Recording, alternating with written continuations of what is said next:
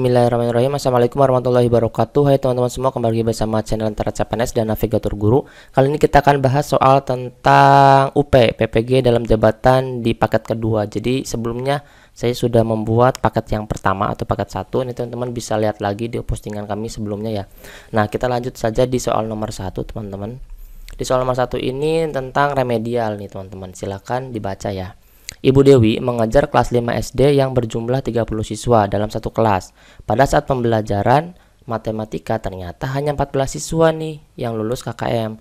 Kemudian Ibu Dewi mengevaluasi keseluruhan kegiatan pembelajaran. Ternyata siswa kurang memahami materi karena Ibu Dewi kurang menggunakan media pembelajaran. Dari kasus tersebut, tindakan remedial yang dilakukan maka Ibu Dewi adalah apa? Kan di dalam remedial itu kan treatmentnya satu adalah individu, kemudian yang kedua adalah kelompok, yang ketiga adalah pembelajaran ulang. Nah, berarti kita akan fokus di A, B, atau C, dan D, E itu jelas kita delete teman-teman ya. Nah, kita lihat juga treatmentnya, masuk ke individual itu apa, masuk ke kelompok itu apa, masuk ke pembelajaran ulang itu apa. Kalau misalkan ke individual, biasanya dia itu remedinya tuh di bawah 20% teman-teman. Nah, kemudian kalau misalkan kelompok itu 20 sampai dengan 50%. Kalau misalkan remedian ulang berarti lebih daripada 50%. Nah, seperti itu. Oke. Nah, kalau misalkan seperti ini kita bisa mengevaluasi siapa saja yang akan kita delete, A atau B atau C. Nah, di sini lihat juga nih, hanya 14 siswa. Kalau 14 siswa berarti rentangnya antara 47%-an ya teman-teman ya.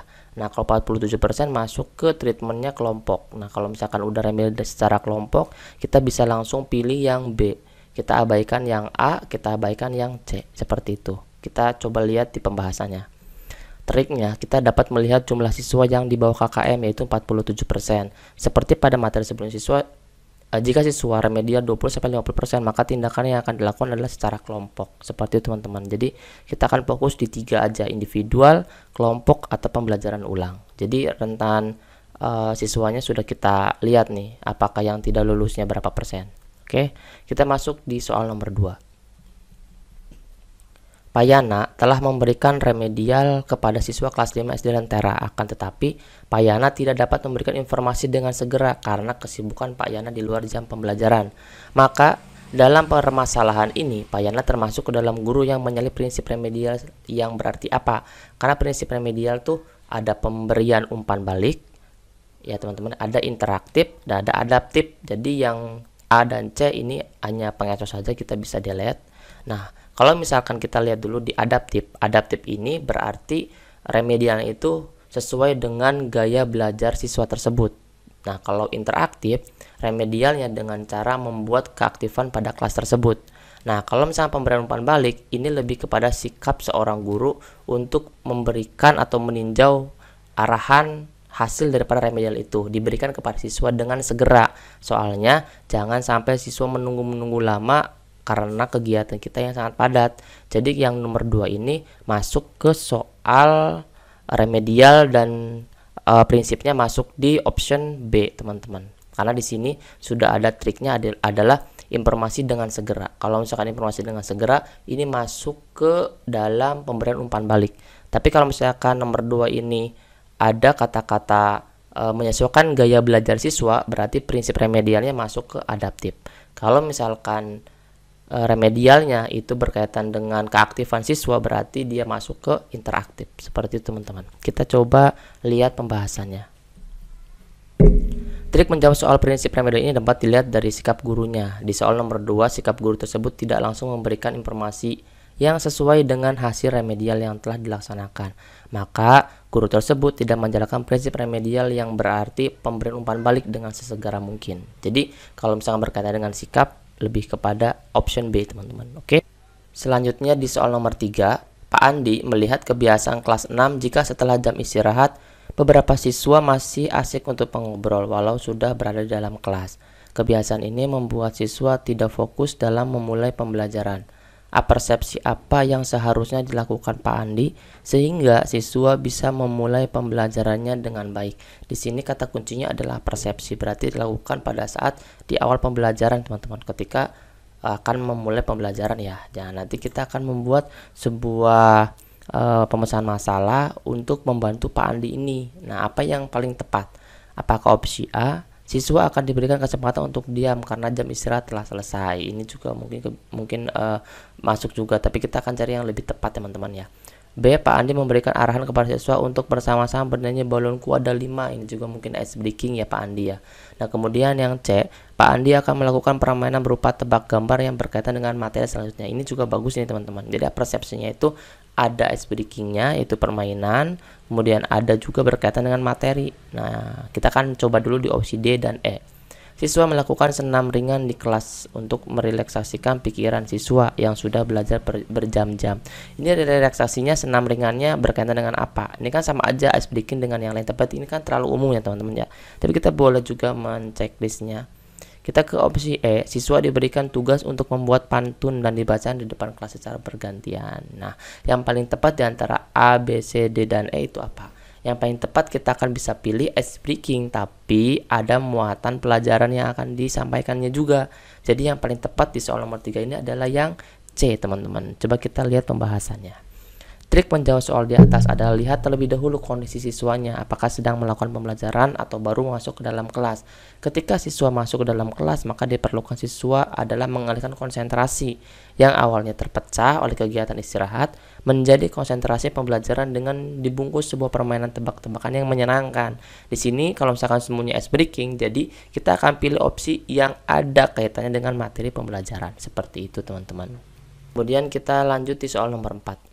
Bagaimana cara untuk menerapkan pembelajaran kepada siswa kinestetik? A, B, C, D, atau E? Kita lihat juga teman-teman. Sebelum kita ke opsi A, B, C, D, dan E, kita lihat dulu soalnya. Ini kata kuncinya adalah kinestetik. Kita mengetahui kalau misalkan siswa yang kinestetik itu dia itu yang bergerak terus. Nah, yang bergerak terus, yang aktif, kita lihat juga kalau misalkan kita menemukan siswa yang aktif, berarti kita memberikan pembelajaran juga yang sesuai dengan gaya belajarnya. Nah, coba cari di A, B, C, D, E ini yang ada kaitannya dengan pembelajaran aktif. Misalkan nomor A, memberikan dia pemahaman tulisan di papan tulis untuk segera mengerjakannya dengan kurun waktu tertentu sehingga dia terpacu untuk segera menjawabnya. Mungkin terlihatnya ini menantang teman-teman, tapi dia itu duduk gitu. Kemudian dia itu menunggu umpan daripada gurunya. Nah, nomor A ini tidak termasuk ke dalam gaya belajar kinestetik siswa tersebut.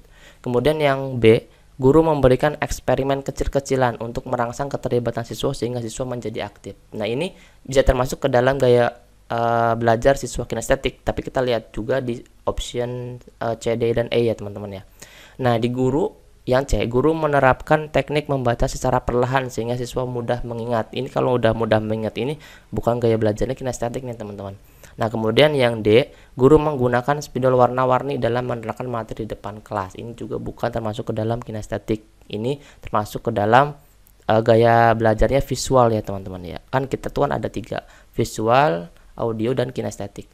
Nah, kemudian yang E, membuat mind mapping untuk memudahkan belajar kelas. Ini juga termasuk ke dalam visual. Nah, kita bisa lihat juga opsi yang paling mendekati ke dalam pembelajaran gaya siswa kinestetik itu adalah yang B, teman-teman semua. Di sini juga sudah ada sih sebenarnya, kuncinya adalah menjadi aktif. Nah, kita coba lihat ke pembahasannya. Trik jawab soal karakteristik anak terdapat dari kegiatan yang dilakukan oleh guru dan siswa. Pada siswa yang mempunyai karakteristik anak kinestetik lebih condong pada kegiatan belajar yang menantang, tidak monoton. Jika pada saat belajar lebih senang, langsung mencoba untuk mempraktekkan dan belajar sambil melakukan aktivitas gerak. Ini termasuk ke dalam gaya belajar siswa yang kinestetik. Oke, kita lanjut di soal nomor 5. Nah, ini soal nomor 5 ini berkaitan dengan model pembelajaran project based learning. Jadi saya akan memberikan sedikit gambaran tentang sintak dari PJBL teman-teman. Nah, sintak PJBL ini yang pertama itu tentang pertanyaan mendasar. Ini sintak pertamanya. Nah, pertama dasar ini aktivitas gurunya apa, aktivitas peserta didiknya apa. Jadi aktivitas gurunya menyampaikan topik dan mengajukan pertanyaan bagaimana cara memecahkan masalah. Nah, kemudian aktivitas peserta didiknya mengajukan pertanyaan mendasar apa yang harus dilakukan peserta didik. Nah, teman-teman nanti bisa pelajari sendiri nih persintaknya ya. Nanti ada aktivitas guru dan aktivitas peserta didik. Semuanya ada 6 sintaknya teman-teman. Kalau PBL itu ada 5 ya sintaknya ya. Kalau PJBL itu ada 6. Nah, kalau misalkan PJBL, jelas dia membuat sebuah produk di akhirnya dan mempresentasikan produk tersebut. Seperti itu perbedaan yang paling mendasarnya. Nah, kita coba lihat ke soalnya langsung. Di soal nomor 5 ini tentang PJBL. Peserta didik melakukan pembuatan proyek sesuai jadwal yang disediakan oleh guru. Siswa pun sangat antusias dalam mencatat setiap tahapan yang dilakukan. Tidak sedikit waktu mereka melakukan diskusi tentang masalah yang muncul selama penyelesaian proyek dengan guru. Pada tahapan ini, PJBL yang diterapkan guru berada pada langkah yang mana atau berada pada sintak yang mana? Yang tadi teman-teman baca. Kalau misalnya teman-teman masih ragu dan masih belum paham, coba kembali lagi ke slide yang tadi. Nah, kalau misalnya teman-teman sudah paham, berarti teman-teman bisa nih untuk menjawab soal nomor 5. Menurut teman-teman ini sintak yang mana? Apakah menguji hasil, apakah menyusun jadwal kegiatan, apakah mendesain atau memonitor keaktifan, atau evaluasi pengalaman belajar? Coba teman-teman. Di sini ada triknya teman-teman. Di sini ada kaitannya yang membuat kata kuncinya. Di sini lihat coba teman-teman. Peserta didik melakukan pembuatan proyek sesuai jadwal. Berarti kan kalau sesuai jadwal kan berarti penyusun jadwal itu udah tidak ada lagi kan? Karena sekarang sudah membuat proyek kan. Jadi kita bisa mendeletnya. Oke. Nah, kemudian di sini juga ada siswa pun sangat antusias dalam mencatat setiap tahapan yang dilakukan. Nah, kalau misalkan di dalam mencatat itu berarti ada kegiatan apa? Keaktifan kan? Sedang melakukan kan? Nah, kalau misalkan sedang melakukan, siswa sedang melakukan, berarti tugas gurunya apa? Nah, sudah jelas sekali kalau misalkan siswa sedang melakukan sesuatu, berarti gurunya memonitor kan, mengobservasi, melihat bagaimana perkembangan daripada proyek tersebut. Jadi yang paling tepat adalah opsi yang D. Kenapa? Karena yang E itu ada di akhir. Jelas ini harus memaparkan proyeknya dulu. Ternyata di soal nomor 5 tidak ada pemaparan proyeknya. Jadi yang E itu jelas tidak. Nah, kemudian mendesain perencanaan produk juga tidak. Karena kan dia sudah membuat proyeknya, bukan merencanakan lagi. Apalagi menguji hasil. Nah, jadi yang paling tepat adalah opsi yang D. Kita lihat pembahasannya teman-teman. Trik menjawab soal ini, kata kuncinya pada kegiatan yang sedang dilakukan siswa, termasuk ke dalam tahap memonitor keaktifan dan perkembangan proyek. Jadi tepat sekali ya teman-teman ya. Nah, silakan kita lanjut di soal nomor 6, masih di model pembelajaran project based learning teman-teman. Pada tahapan pengujian hasil pada project based learning, maka seorang guru seharusnya apa? Nah, soal nomor 6 dan soal nomor 5 itu masih berkaitan dalam sintak model PJBL. Kenapa sih harus dibahas tentang PJBL? Karena di PPL ini teman-teman lebih mengarahkan di model pembelajaran PJBL dan PBL. Jadi soal-soalnya nanti akan saya hadirkan tentang PJBL dan PBL-nya teman-teman. Nah, pada tahapan ini pengujian hasil pada project based learning, maka seorang guru seharusnya apa? Pada tahapan pengujian hasil nih teman-teman ya. Nah, pengujian hasil teman-teman bisa nanti lihat lagi di sintaknya tadi yang 6 itu. Pengujian hasil adakan aktivitas guru dan aktivitas siswa. Sekarang aktivitas gurunya apa kalau masih ingat nih teman-teman. Nah, A, B, C, D atau E. Nah, kita coba bahas satu persatu teman-teman. Yang pertama adalah yang opsi A, membahas kelayakan proyek yang telah dibuat dan membuat membuat laporan produk atau karya untuk dipaparkan kepada orang lain. Ini apakah pengujian hasil atau tidak? Nah, silakan nanti teman-teman diskusikan ya. Nah, kita lihat sampai akhir dulu. B, memberikan perintah agar peserta didik memaparkan laporannya. Nah, kemudian yang C, memberikan kesempatan sesama peserta didik memberikan tanggapan dan bersama guru menyimpulkan hasil proyek. Atau D, siswa mengajukan pertanyaan mendasar untuk mengetahui kemajuan kegiatan. E, kelompok melakukan diskusi untuk menghasilkan solusi pemecahan masalah dan hasilnya dipresentasikan atau disajikan dalam bentuk karya. Nah, di sini teman-teman harus jeli karena semuanya hampir sama semua ya. Jadi teman-teman harus jeli per sintaknya. Pada tahap pengujian hasil, di situ harusnya tentang membahas kelayakan proyek. Kenapa? Karena ada kata kuncinya. Pengujian hasil berarti tentang kelayakan proyek.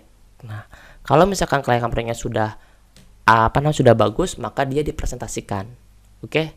Nah, ini kan berarti pengujian hasil kemudian kelayakan proyek. Nah, kemudian ada lagi terakhirnya, dibuat laporan produk yang akan dipaparkan kepada orang lain. Oke, jadi kalau misalkan sudah bagus proyeknya maka akan dipaparkan. Nah, dipresentasikan. Jadi triknya kalau pada saat sintak pengujian hasil ada bahasan tentang kelayakan proyek atau produk yang sedang dilakukan oleh kelompok tersebut. Nah, kita masuk di pembahasannya. Trik menjawabnya melihat langkah kerja yang diterapkan guru pada PJBL karena ini berkaitan dengan pengujian hasil, maka jawabannya lebih mengarah kepada pemaparan hasil kegiatan yang dilakukan siswa dan membahas secara menyeluruh. Seperti itu teman-teman. Nah, kita coba di model problem based learning ya teman-teman ya. Nah, ini kita lihat juga sintaknya. Tadi ada 6 di PJBL, sekarang PBL ada 5. Nah, kalau pertama itu dibuka dari orientasi peserta didik pada masalah. Ini juga ada aktivitas guru, ini juga ada aktivitas peserta didik. Jadi teman-teman bisa baca semua sampai sintak kelima, yaitu menganalisis dan mengevaluasi proses pemecahan masalah. Soalnya ada soal tentang PJBL dan PBL, teman-teman harus siap sintak-sintaknya sudah paham peraktivitasnya. Oke, kita lanjut di soal nomor 7. Ini nomor 7 ini apa yang harus disampaikan guru ketika pada tahap problem based learning di awal pembelajaran. Ini sangat mudah sekali teman-teman ya. Tadi kalau misalnya teman-teman menyimaknya dengan baik, pertama itu apa teman-teman? Coba, apakah memastikan setiap anggota memahami tugas masing-masing, atau guru memantau keterlibatan, atau guru menyampaikan masalah, atau guru memastikan setiap anggota memahami tugas masing-masing. Ini sama ya, A dan D ya. Jelas A dan D itu kita bisa delete nih, D-nya atau A-nya. Nah, kemudian yang E, guru membimbing presentasi dan mendorong kelompok memberikan penghargaan serta masukan kepada kelompok lain. Tadi sudah diterangkan teman-teman bahwa pertama kali sintak itu di dalam di dalam problem based learning itu adalah guru menyampaikan masalah, orientasi pada masalah kan teman-teman. Nah, kemudian guru menyampaikan masalah yang akan dipecahkan baik secara individu ataupun secara kelompok. Nah, jelas di sini opsinya adalah yang C. Oke, nah di pembahasannya adalah trik menjawab soal ini, yaitu langkah kerja di PBL pada saat mengawali pembelajaran kegiatan guru sebaiknya mengawali dengan menyampaikan masalah yang akan dipecahkan. Biasanya itu kalau guru di dalam soal-soal yang udah itu PBL itu menyajikan video, kemudian menyajikan poster, nanti di dalam poster itu digali terus masalah-masalah yang ada tentang video tersebut atau dalam gambar tersebut. Seperti itu. Kita bisa lanjut di soal nomor 8 teman-teman. Ini juga soalnya masih PBL ya teman-teman ya. Di nomor 8 ini langkah guru dalam kegiatan memantau diskusi siswa dan membimbing pembuatan laporan siswa sehingga karya setiap kelompok siap untuk dipresentasikan. Melihat langkah kegiatan guru tersebut jika disandingkan dengan langkah kerja atau sintak PBL, maka termasuk ke dalam sintak yang mana teman-teman? Apakah menganalisis, apakah mengembangkan, apakah membimbing, apakah mengorganisasikan, apakah mengorientasikan?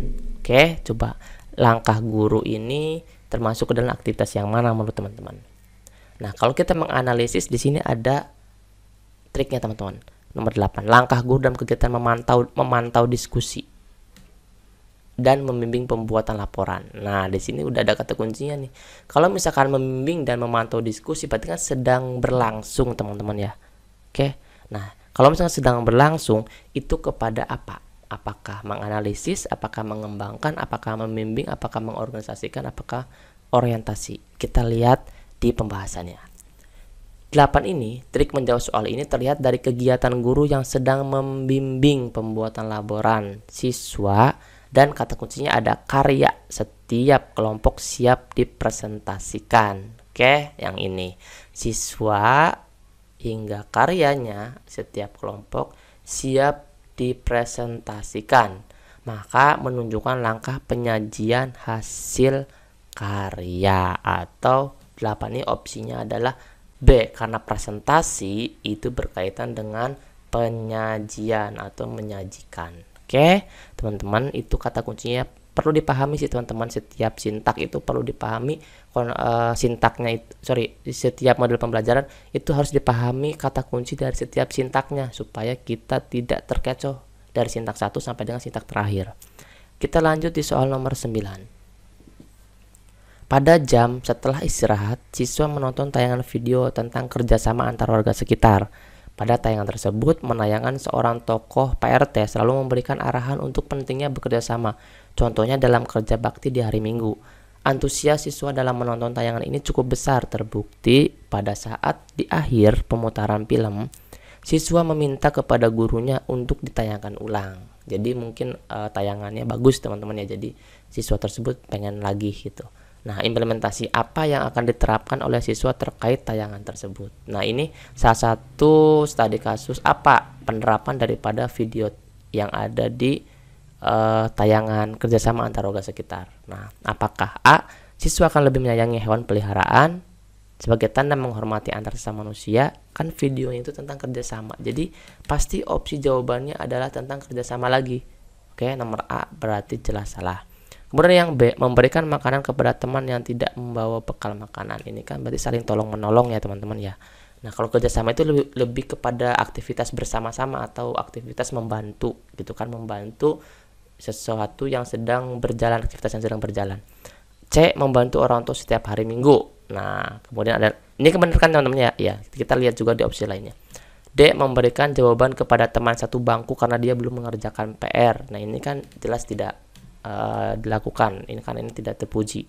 Kemudian yang E, membantu mengerjakan tugas kakaknya untuk membersihkan kaca karena kakaknya sedang ada tugas sekolah yang tidak bisa ditinggalkan. Coba teman-teman, yang C dan E ini benar semua kerjasama. Tapi kalau yang C itu lebih kepada saling menghormati juga, menghormati orang tuanya, membantu orang tuanya. Ini juga termasuk kerjasama. Tapi yang paling identik dengan paling tepat ya jawabannya adalah yang E, karena di situ memberikan keringanan kepada kakaknya pada saat itu kakaknya itu sedang ada tugas sekolah. Jadi jawaban 9 itu yang paling tepat adalah yang E teman-teman ya. Bukan berarti kita gak boleh membantu orang tua, bukan, tapi yang E ini paling tepat jawaban daripada video kerjasama antar warga sekitar. Kan ini kerjasama antar warga, berarti kan kerjasama daripada keluarga tersebut.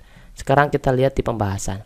Trik menjawab soal ini adalah melihat aplikatif dari kegiatan kerjasama. Bagian E adalah kegiatan kerjasama yang dilakukan seseorang untuk menggantikan tugas yang seharusnya bukan tugas diri secara positif. Kerjasama ini berarti saling membantu di saat orang lain tidak bisa melakukannya dengan sendirian. Bisa jadi orang tua kita bisa melakukannya karena kita seorang anak yang berbakti, maka kita membantu. Kalau yang E ini kan berarti orang tersebut tidak bisa mengerjakannya, makanya kita bantu dengan hal yang positif. Jadi itu perbedaannya. Sangat kental sekali atau berdekatan dari opsi C dan E. Mungkin nanti juga teman-teman akan mendapatkan soal-soal yang seperti itu. Jadi teman-teman harus jeli dalam memilih jawaban yang paling tepat. Sekarang kita di soal nomor 10. Dewi bertanya kepada gurunya tentang manfaat dari kebersihan menjaga lingkungan sekitar. Kemudian guru tersebut mengatakan apakah Dewi senang ketika sedang makan tapi banyak lalat berterbangan sampai hinggap di makanan Dewi. Maka Dewi berkata tidak mau karena itu kotor. Penjelasan yang diberikan guru tersebut termasuk ke dalam apa? Apakah A, melakukan penelitian, atau B, membuat padanan kata, atau C, membuat metafora, atau D, membuat analogi, atau juga E, memberikan contoh. Silakan teman-teman diskusikan bersama pejuang PPG lainnya dan jawabannya bisa teman-teman tulis di kolom komentar. Nah teman-teman semua, ini bisa teman-teman ikuti gratis untuk umum webinar nasional belajar soal UP PPG PGSD. Pendaftarannya sudah dibuka dari tanggal 2 sampai tanggal 10. Ini gratis ya teman-teman ya. Jadi pelaksanaannya tanggal 12 September. Atau juga teman-teman bisa masuk di kelas pendampingan UP PPG PGSD. Ini sedang promo. Silakan pesertanya terbatas. Kita akan tutup di tanggal 15 karena belajarnya dimulai dari tanggal 16. Kita full bahas soal PPG. Kami tunggu ya teman-teman ya.